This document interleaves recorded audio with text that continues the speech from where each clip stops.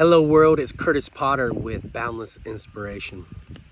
Today I wanted to talk to you about being comfortable while being uncomfortable. Being comfortable while being uncomfortable.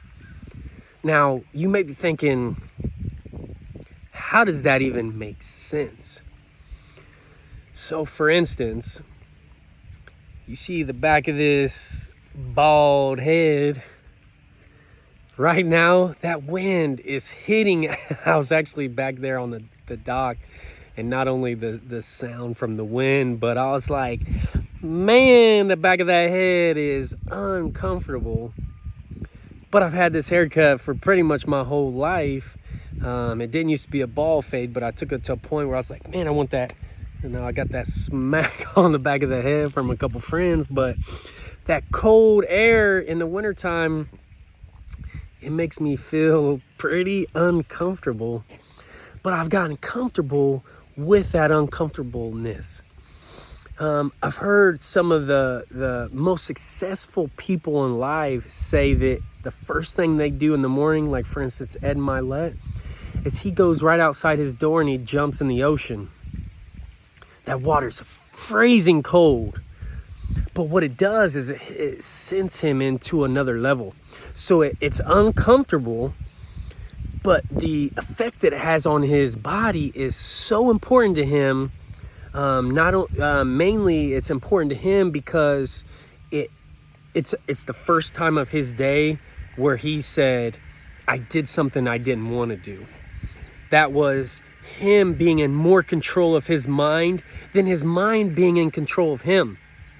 So he said, jumping in this freezing cold water in the ocean, I think it's Laguna Beach, California, it's freezing cold and I don't want to, but I'm taking a stand for my life. It also has plenty of health benefits, but it gets your body to a point where it's super active and you're gonna accomplish more in your day.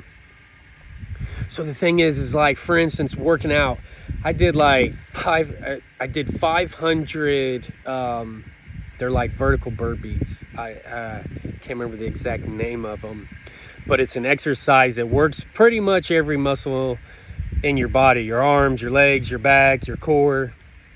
It sucked. Going to the gym, it sucks.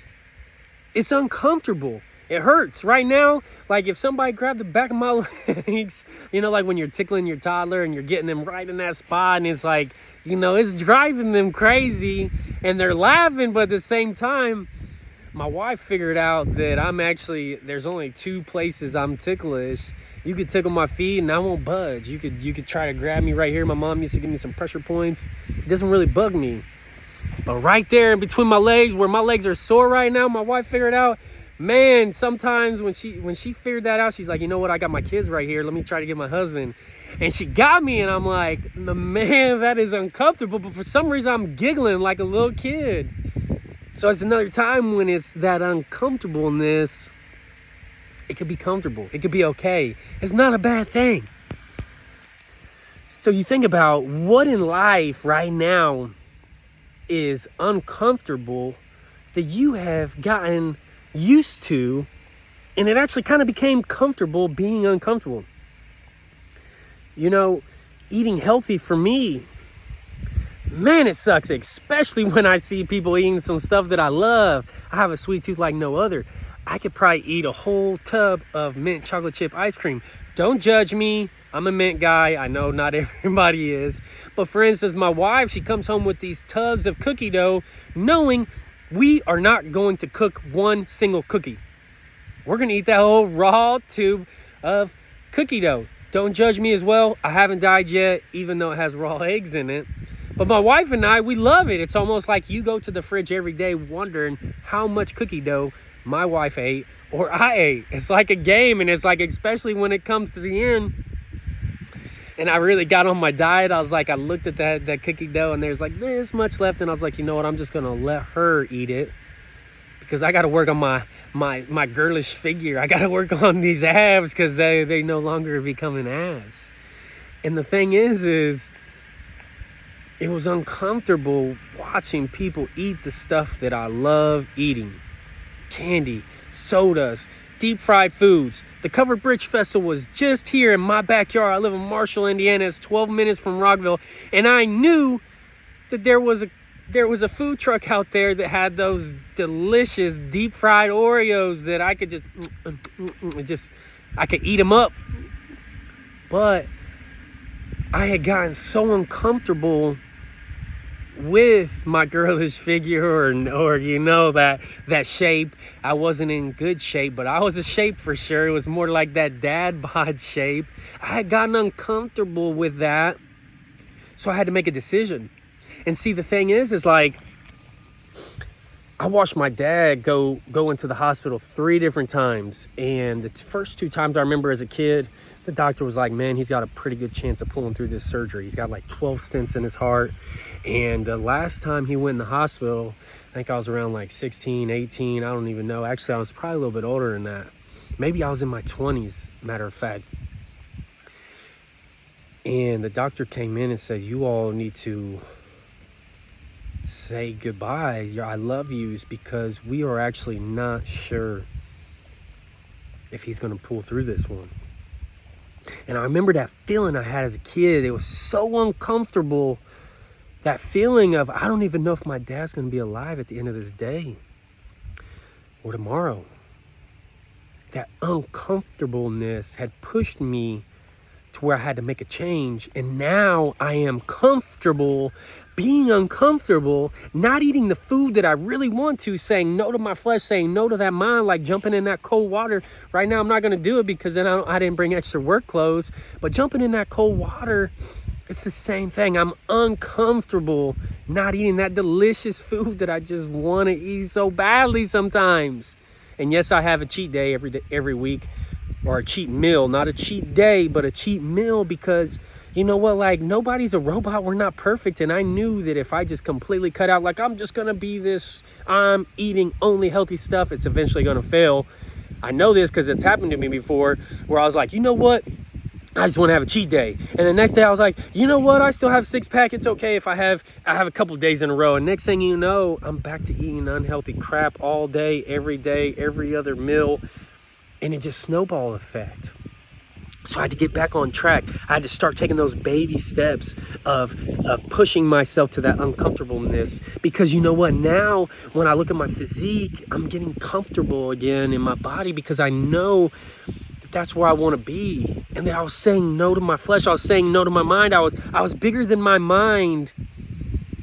And utilize that uncomfortableness to push me to comfortableness. And even when I'm at the gym working out, or like yesterday doing those 500 vertical burpees, I was comfortable putting my body through uncomfortableness, knowing the outcome. So if there's something that you know you got to be uncomfortable doing, but you're going to be comfortable, like, you know, putting in the amount of hours, waking up early, going on a diet, reading a book. I used to hate reading books, and I still don't just wake up and like, man, I just want to read some books. But I'm putting myself in an uncomfortable position to become the father I need to be, the leader I need to be, the husband I need to be, the friend I need to be, the motivational speaker that I need to be. I'm going to counseling right now. And I'll tell you, that was one that was hard for me. I resisted it for a long time. And that was because I was forced to go to counseling as a kid. And it was more because of the messed up stuff that my parents were doing to each other. It was so toxic that they was like, man, these kids need counseling or they're going to be a mess when they get older. And I'll tell you, I still held on to some of that mess. But I'm going to counseling now in hopes in becoming the better version of myself, knowing that I wasn't doing things the best of my capabilities. And you know what? We could go ahead and I could go ahead and be like, man, it was too late. I shoulda, woulda, coulda, and get in that self-pity and that blame and that shame game. But that does nothing for you. But what you can do is make a decision for today that I am going to put myself in some uncomfortable situations that is for the better. The greater good of my life, my children's lives, everyone's lives that I'm going to come in contact with. So, if you really know that this is speaking to you and there's something in your life that you need to get comfortable with being uncomfortable for the better of your life, I encourage you to take that step today. Make that choice and go for it. Even if you fail, even if you fall, even if you make a mistake, even if you get off your diet for a week, even if you struggle, even if you go blow some money on something you don't need to, even if you blow up on somebody, even no matter what you do, you know what, we're going to make mistakes, and it's okay. Just get back up. Pick yourself back up. Remember what you was doing in those successful times of your life and keep moving forward. Don't stop. Don't quit. I have faith in you. I believe in you. If you're watching this video, you know you can do it. You have to have faith in yourself, and you know that you can achieve it. If you know somebody's going through some stuff like this, they're really uncomfortable, but they're handling it in bad ways, please like, share, comment on this post. Maybe they'll see it. Maybe this will be the video that changes their lives and sends them in a completely different direction in their lives. Because you know what, like I keep saying is like, you know what, Dr. Martin Luther King changed a bunch of lives. But what about the person that actually motivated Dr. Martin Luther King to become who he was? Whose life was more important in that situation? They both were very important. But you like and share and comment on a video could be what it took to help somebody you know that you didn't even know was going to change the world. I'm sure there was nobody knew Dr. Martin Luther King Jr. was going to change the world. But he did. At worst, send this in somebody's DM. Send in a text message. So that way, every day we can all get closer, a step closer to being boundless. I love you all. I hope this helped. I hope you have a great day and be boundless. Let's talk to you tomorrow.